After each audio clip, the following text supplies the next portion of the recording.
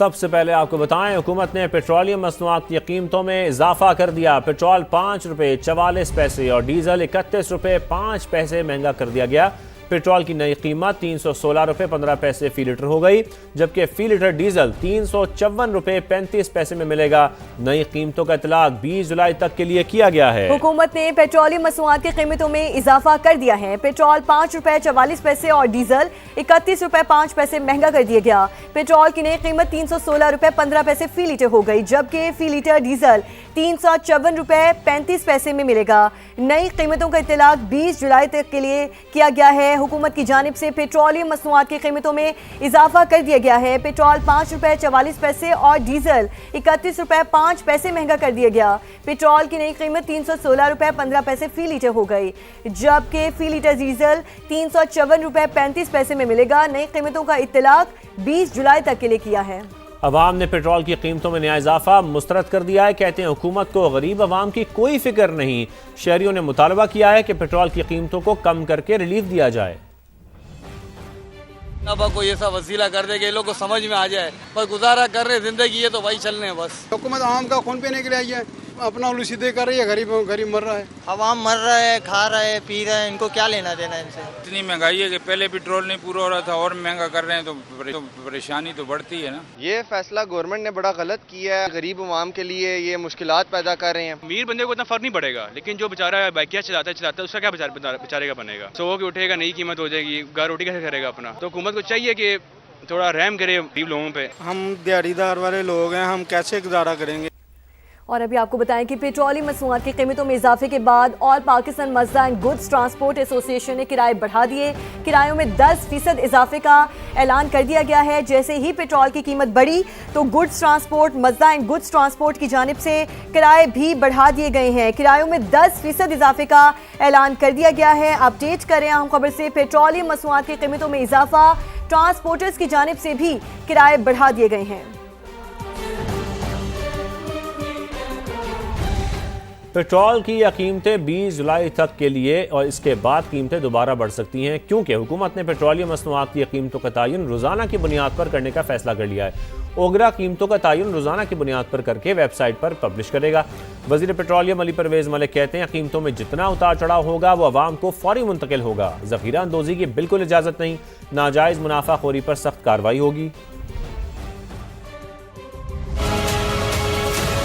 ओगरा को अब से ये जिम्मेदारी दी जाएगी, रोजाना की बिना के ऊपर वो कीमतों का बैनुल अक़वामी मंडी के लिहाज से फैसला करे। फ्लैट्स का वो रेट वो अपनी वेबसाइट के ऊपर शाया करे, पर इसके साथ साथ उस कीमत का जो आपके और हमारे लिए हर पेट्रोल पंप के ऊपर नजर आती है, उसके पीछे वो कौन कौन से अंसर हैं जिनसे वो कीमत को बनाया जाता है, वो भी ओगरा को कहा गया है कि अवाम के सामने पब्लिश करा करे। नाजायज मुनाफाखोरी अगर ऑयल सेक्टर के अंदर किसी किस्म की किसी जगह पे होने की कोशिश हुई तो उसके खिलाफ सख्त से सख्त कार्रवाई होगी।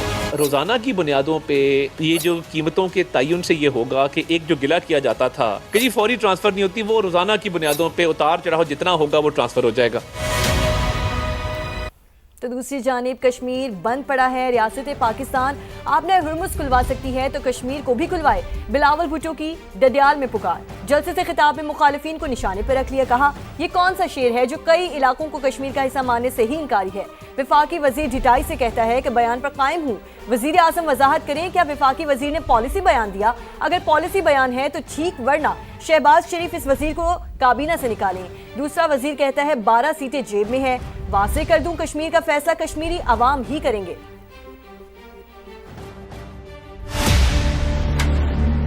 अगर रियासत पाकिस्तान स्ट्रेट ऑफ हॉर्मूज खुलवा सकते हैं तो हमारा दरख्वास्त है हुकूमत पाकिस्तान से, रियासत पाकिस्तान से, मेरा कश्मीर बंद पड़ा हुआ है, खोले।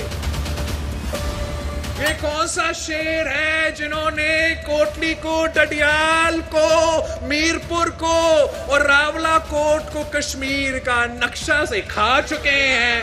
इतना अहम ओहदा पे कौन कह सकता है और ये कैसे मुमकिन है कि 30 दिन गुजरने के बाद वो वजीर साहब बही के बही, मैंने उनको मौका दिया कि आज क्लैरिफिकेशन दे, मगर ढीठ होके वापस आते हैं और कहते हैं कि नहीं, जो मैंने कहा मैं उस पे आज भी कायम हूँ।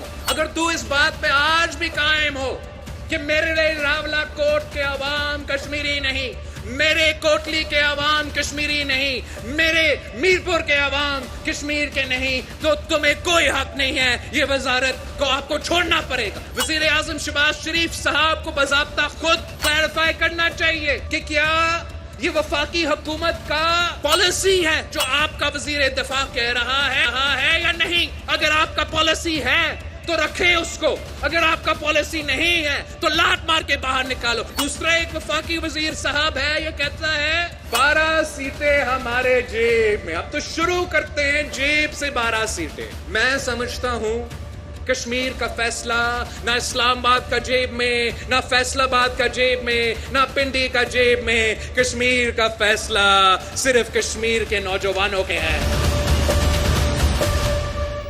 बिलावल भुट्टो ने ख्वाजा आसिफ के बयान को बिला वजह उछाला। Peoples party Azad Kashmir election में वोट के लिए कुछ बातें अपने मफाद में कर रही है, जिस पर एतराज़ है। बिलावल भुट्टो ने कुछ ऐसी बातें की जो नहीं होनी चाहिए थी।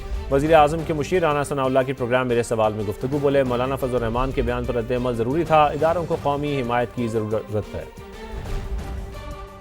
पे बिलावल भुट्टो जरदारी साहब ने कुछ बातें जो ऐसी की हैं जो मैं समझता हूं कि नहीं करनी चाहिए थी, और उनके बगैर भी इलेक्शन लड़ा और वोट हासिल किया जा सकता है। 12 सीटों के मतलब बात की है। वज़ीर दिफा ख्वाजा आसिफ साहब के बयान को बेजा जो है वो उछाला है, हवा दी है। इसी तरह से उन्होंने इनडायरेक्टली एक्शन कमेटी जो कि कलअदम जमात है, उस वोटर को जो शायद एक्शन कमेटी से थोड़ी बहुत हमदर्दी रखता है, उस वोटर को हासिल करने के लिए कुछ ऐसी बातें की हैं जो बैन है। ये इंतहाई अफसोसनाक है, और ये उससे भी ज़्यादा जो है वो अफसोसनाक है जो मौलाना फजल रहमान साहब के बयान से जो है वो एक तनाज़ा या एक जो है वो लोगों में हिजान की कैफियत जो है वो पैदा हुई।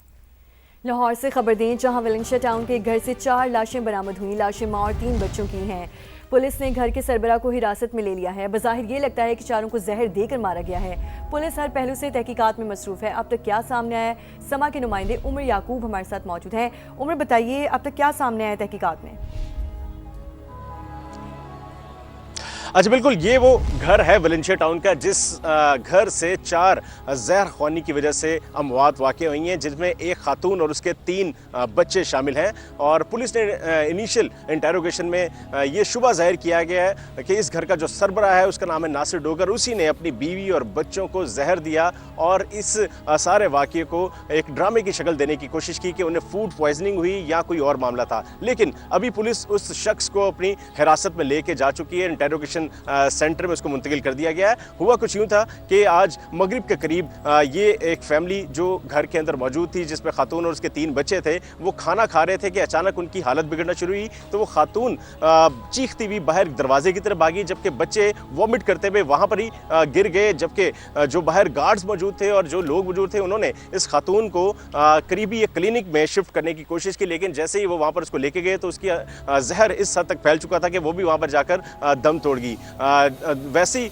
जो इस घर का सरबराह था कुछ देर बाद यहाँ पर पहुंचा और उसने ये बताया कि वो ग्रॉसरी करने बाहर गया हुआ था, जबकि फैमिली अंदर खाना खा रही थी और उस खाने के अंदर जहर मिला हुआ था। चावल थे, चने थे और मीठे चावल थे। तो पुलिस ने और फोरेंसिक माहिरीन ने ये तमाम शवाहिद इकट्ठे कर लिए हैं और उन्हें ये शुबा है कि इसी खाने के अंदर जहर मिलाया गया था ताकि इस खातून को और इन 3 बच्चों को जान से मारा जा सके। और यही सारे वाक़े के पीछे उस घर का सरबराह जिसका नाम नासिर डोगर है, उसके होने का, उसके मुलविस होने का शुबा जाहिर किया जा रहा है। इसलिए पुलिस तहकीकात कर रही है। ठीक है, तहकीकात के लिए पुलिस, बहुत शुक्रिया उमर आपका।